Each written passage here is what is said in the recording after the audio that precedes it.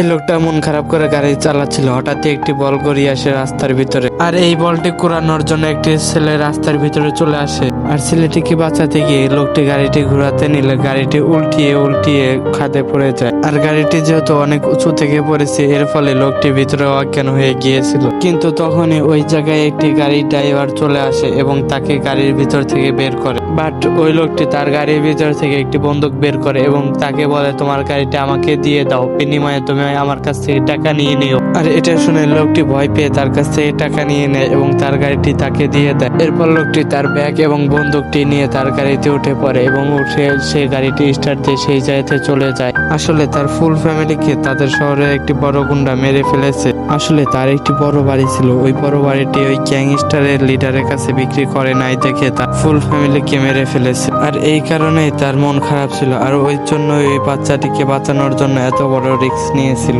এরপর লোকটির সাথে কি হয়েছিল দেখতে চাইলে ভিডিওতে লাইক দিয়ে কমেন্টে পার্ট 2 লেখো এবং চ্যানেলে নতুন হয়ে থাকলে সাবস্ক্রাইব।